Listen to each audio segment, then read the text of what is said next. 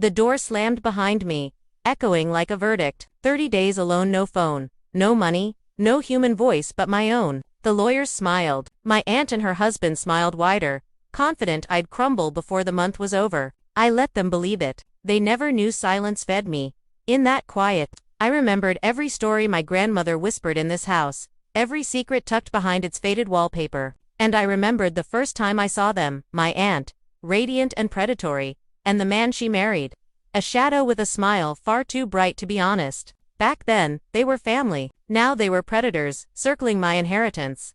The betrayal came slowly. Suspicious phone calls, hushed laughter when I entered a room, unsigned contracts accidentally left in my grandmother's study. I watched, I recorded, I cataloged. Patience is its own kind of power. And they never suspected I was reading between every crack in their perfect smiles. The first proof came hidden in a ledger tucked behind a false drawback. Bank transfers in their names, draining my grandmother's estate before she died. My stomach sank not because of the money, but because they had underestimated me. That was the moment revenge settled on my tongue like iron.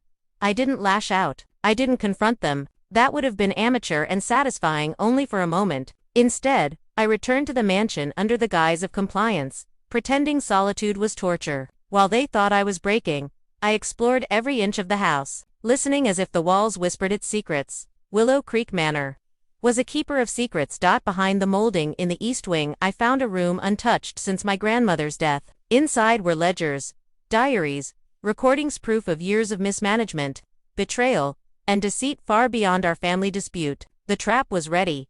I didn't call a lawyer. Instead, I anonymously alerted a trusted law firm about the found documents. Curiosity and greed did the rest. My aunt's husband was the first to panic as subpoenas began arriving, peeling apart their schemes piece by piece.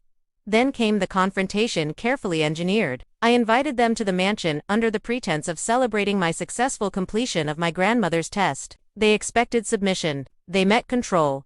I led them to the East Wing, where every document lay perfectly arranged. "This," I said quietly, "is everything you tried to hide?" Their laughter wavered. My aunt reached toward me, trying to charm her way out. I stepped back. "Do you think grandmother didn't see it all?" I whispered.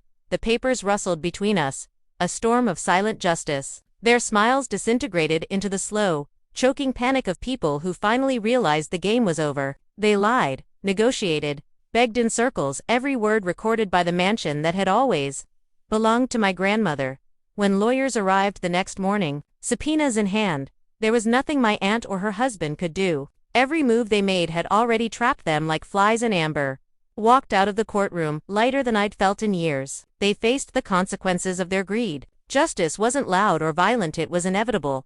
The mansion, once a cage, became my sanctuary. I'd inherited more than wealth. I'd inherited power, knowledge, a reminder that patience is the deadliest weapon and betrayal only stings if you let it. Now I sit in the East Wing, the room of secrets, listening to the wind through cracked windows. 30 days alone, without the world, and I have never felt more alive. Every creak of the floorboards, every shadow of the dying sun reminds me, the greatest revenge isn't chaos, it's precision. My grandmother's final letter waited beneath a loose floorboard in my bedroom. "Some inherit money," she wrote. "Some inherit power. Choose wisely."